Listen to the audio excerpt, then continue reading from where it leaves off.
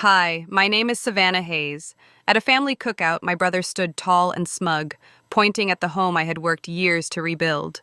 In front of everyone, he declared, "This is mine now." My hands shook, my stomach dropped. I looked around at the faces of my family, my neighbors, and the people I thought were my friends. No one defended me, no one even looked surprised. But what my brother, Nathan, didn't know was that the land beneath his feet was under my name. And soon his smirk would vanish.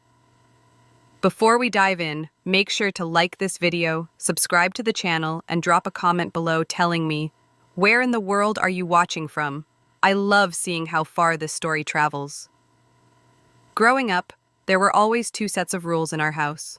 One for my older brother, Nathan, and one for me. Nathan was the golden child. He could do no wrong. He drifted through life on a cloud of our parents' praise, never holding a job for more than a few months, never finishing any project he started. He had a charm that worked on everyone, especially Mom and Dad. They saw his failures as finding himself, and his laziness as waiting for the right opportunity. When he wanted a new car, they co-signed the loan. When he had a half-baked idea for a business, they gave him the money, no questions asked. The money always disappeared, and Nathan would just shrug, flash a smile, and move on to the next thing. They never seemed to mind. I was the opposite. I was the responsible one, the quiet one, the one who worked. From the time I was 16, I had a part-time job. I saved my money carefully. I studied hard and got a scholarship to a state college because I knew my parents wouldn't help pay for it. Their money was always tied up in whatever dream Nathan was chasing that week. When I graduated and got a steady job as a paralegal, they barely acknowledged it. There was no celebration dinner, no proud phone calls to relatives. It was just expected. Savannah takes care of herself. That was my role. The idea of buying a house seemed like an impossible dream. I lived in a small, cramped apartment, and every dollar I saved felt tiny against the rising prices. But I was determined. I stopped going out with friends. I cooked every meal at home, and I took on freelance work on the weekends, typing up documents until my fingers were sore. After 3 long years, I had finally saved enough for a small down payment. The only property in my price range was a wreck. It was a small, forgotten house on the edge of town, with peeling paint, a sagging porch, and a yard full of weeds. The windows were boarded up, and the whole place looked like it would collapse in a strong wind. But when I walked through it, I saw potential. I saw strong bones beneath the decay. I saw a place that could be mine, something that nobody could take from me. When I told my parents I had bought it, they drove out to see it. My mother stood on the cracked sidewalk, her arms crossed, a look of disgust on her face. "Savannah, what is this?" she asked, her voice dripping with disappointment. My father kicked at a loose piece of siding. "It's a trash pile," he said, not even looking at me. "You wasted your money on this dump." Nathan, of course, was with them. He laughed. It was a loud, booming laugh that echoed in the quiet street. "You're really going to live here? Good luck, sis. You'll never fix this place up." Tears pricked my eyes, but I refused to let them fall. "I will," I said, my voice barely a whisper. "You'll see." They just shook their heads and got back in their car, leaving me alone in front of my broken-down house. Their words hurt, but they also lit a fire in me. I would prove them wrong. I had to. The next 2 years were the hardest of my life. Building that house back from the brink was a lonely struggle. My job at the law firm was demanding, from 9 to 5 every day. But my real work started when I got home. I would change out of my work clothes and into old paint-splattered jeans and spend the next 5 hours pulling up old carpets, sanding floors, or patching holes in the drywall. Weekends were not for rest. They were for rewiring the electricity, a skill I learned from watching hours of online tutorials. They were for learning how to plumb a new sink, my knuckles getting scraped and bruised as I wrestled with old pipes under the kitchen cabinet. I remember one Saturday I spent 12 hours on a ladder, carefully scraping away decades of peeling paint from the exterior. My muscles screamed, my back ached, and I was covered in a layer of grime and sweat. I sat on the grass at sunset, eating a sandwich from a paper bag, and looked at the one small section I had finished. It was a tiny victory, but it was mine. My family never offered to help, not once. They never called to see how it was going. The only times they came by were to mock my progress. My mother would visit unannounced, walking through the dusty rooms with a tissue held over her nose. It still smells in here, she'd comment. Are you sure this place is safe to live in? Nathan would show up whenever he needed money, which was often. He'd lean against a newly painted wall, leaving a smudge, and say things like, "You're still working on this old thing? I just don't see the point. You've wasted so much money that you could have given to me." Their words were like little cuts, each one a painful reminder that I was completely on my own. But every nail I hammered and every wall I painted was an act of defiance. I poured all my pain, my frustration, and my hope into that house. I planted flowers in the neglected yard, bright yellow daffodils and deep purple irises. I chose soft, warm colors for the walls. I found old furniture at thrift stores and spent hours refinishing it. Slowly, painfully, the trash pile became a home. It became my sanctuary. It was the only place in the world where I felt like I truly belonged. One warm summer evening, I decided to host a small cookout. It was a celebration, a way for me to finally show off all my hard work. The house was finished, the lawn was green, the flowers were in bloom, and a string of fairy lights twinkled above the new porch I had built with my own 2 hands. I invited my few close friends, some friendly neighbors, and, out of a sense of duty, my family. For a little while, it felt perfect. My friends told me how beautiful the house was. My neighbors complimented the garden. For the first time, I felt a deep sense of pride. I watched people laughing on my porch, enjoying the food I had prepared, and I thought, I did this. My family arrived late. My mother immediately started pointing out imaginary flaws, a tiny spot of paint I'd missed on a window frame. My father complained that the burgers were overcooked, and Nathan walked around like he was inspecting the place, a smug look on his face. I tried to ignore them. I focused on my friends, on the pleasant evening air, but then Nathan picked up his glass of iced tea and clinked it with a fork to get everyone's attention. The chatter died down. Everyone turned to look at him. He stood in the center of the porch, a wide, arrogant smile on his face. He gestured around at my house, at the walls I painted, the floors I sanded, the home I bled for. "I'd like to make an announcement," he said, his voice loud and clear. He looked right at me, his eyes cold. "I want to thank everyone for coming to my housewarming party." A few people chuckled, thinking it was a joke. I just stared at him, my heart starting to pound in my chest. "It's no joke," he continued, his smile widening. "Thanks to Mom and Dad, who have always known what's best, this house is mine now. They've helped me secure it. Savannah will be moving out at the end of the month to find a place more suitable for her." A wave of shocked silence fell over the porch, followed by scattered, confused laughter. I looked at my parents. My dad was staring down at his shoes, but my mother was beaming. She was clapping softly, a proud, satisfied smile on her face. My world tilted on its axis. This couldn't be happening. The silence that followed Nathan's announcement was the loudest sound I had ever heard. It was a heavy, suffocating blanket of betrayal. I looked from face to face, searching for an ally, for someone to say, "Nathan, that's not funny," or "What are you talking about?" But no one did. My friends looked uncomfortable, staring at their plates. My neighbors shifted their feet, avoiding my eyes. And my family supported him. My mother walked over and stood next to Nathan, placing a hand on his arm.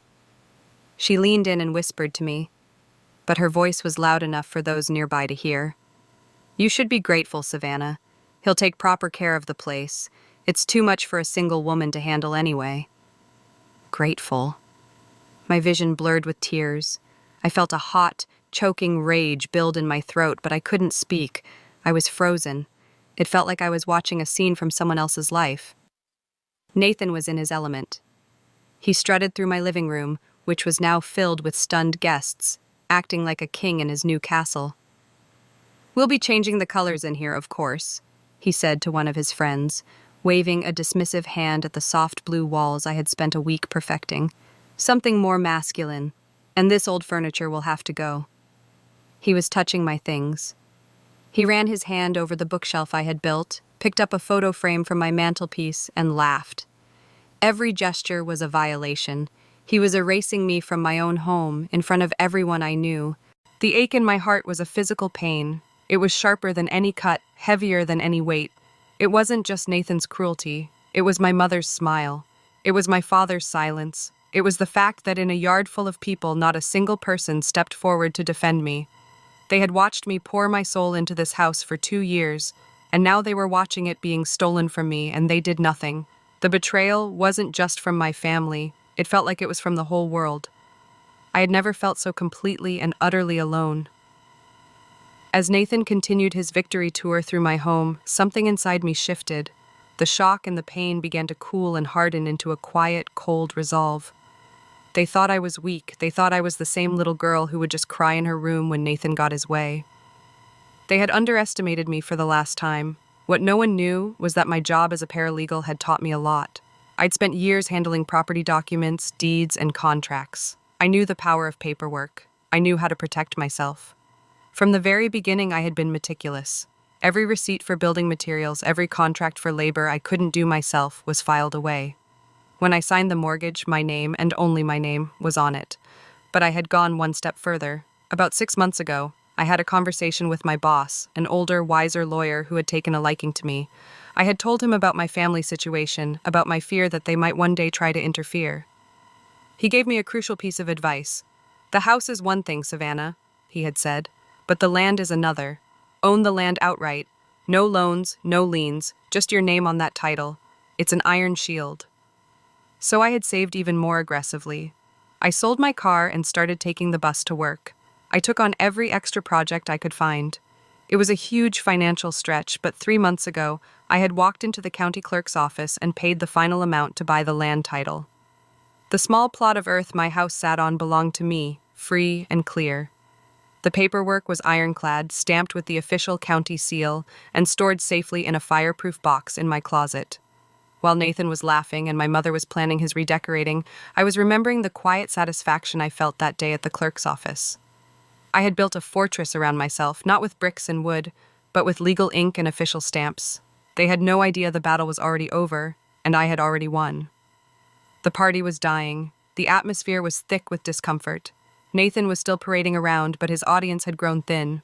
Most of my friends had given me a sad, sympathetic look and quietly left. Only my family, a few of Nathan's friends, and a couple of my nosy neighbors remained. One of those neighbors, a kind older man named Mr. Henderson, had watched me work on the house nearly every day. He looked from Nathan's smug face to my pale one. He cleared his throat.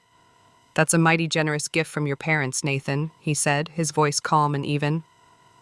"I suppose you'll be getting the deed transferred over soon?" Nathan stuttered for a second. "Oh, yeah, it's all in the works. Just a formality."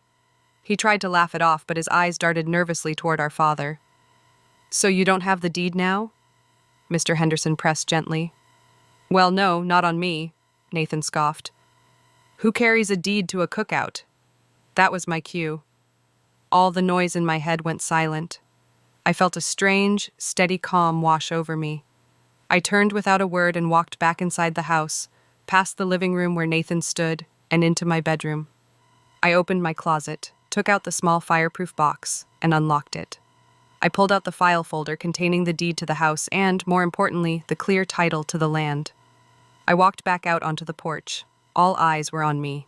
Nathan looked annoyed, like I was interrupting his big moment. I held up the folder. My voice didn't shake. It was as clear and solid as the foundation of my home. "Actually," I said, looking directly at Nathan, "this house is mine." I pulled out the first document, the house deed, with my name printed in bold, official letters. A gasp went through the small crowd. I then pulled out the second, more important document. "And the land?" I continued, my voice gaining strength. "The land it's sitting on? Also mine. Paid in full." Nathan's face went white. The smug, arrogant mask melted away, replaced by pure, slack-jawed disbelief. That's not real," he stammered, pointing a shaking finger at the papers in my hand. "Those are fake. Dad, tell her they're fake." My father stepped forward, his face red with anger and embarrassment. "Savannah, what is the meaning of this? We had an agreement." "We had no agreement," I said calmly, not taking my eyes off Nathan. "You had a plan. There's a difference." "They're fake!" Nathan shouted again, his voice cracking. He lunged for the papers, but Mr. Henderson stepped in his way. "Let me see those, Savannah," Mr. Henderson said. I handed him the documents. He was a retired accountant and knew his way around official forms. He held the land title up to the porch light. "Well, I don't know about any family agreements," he said, his voice carrying across the silent yard. "But this is the official county seal. This document is as real as the ground we're standing on. The land belongs to Savannah Hayes. End of story." The room fell completely silent. The only sound was the chirping of crickets in the evening grass. Nathan stared at Mr. Henderson, then at the papers, then at me. His whole body began to tremble. The arrogance that had carried him his entire life had vanished, and in its place was a terrified, pathetic boy.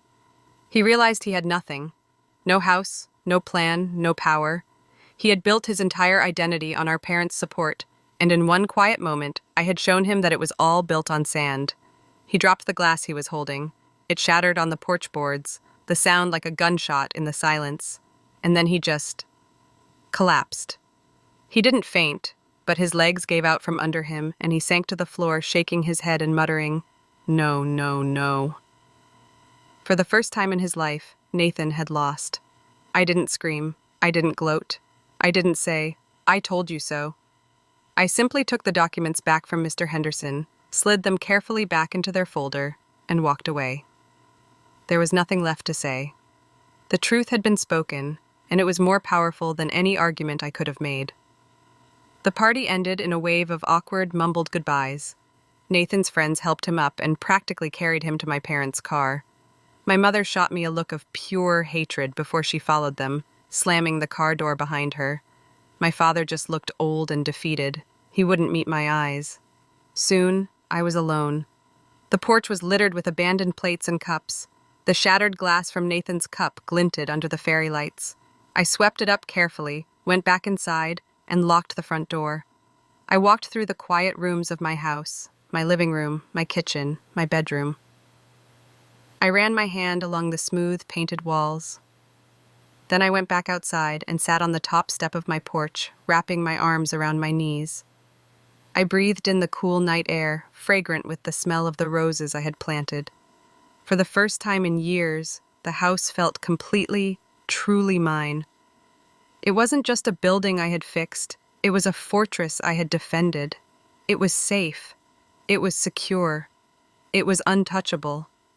And so was I. Families can try to take everything from you, your pride, your work, your peace, but silence, preparation, and truth are louder than any lie. If this story struck you, please like, comment where you're watching from, and subscribe for more stories of betrayal and quiet revenge.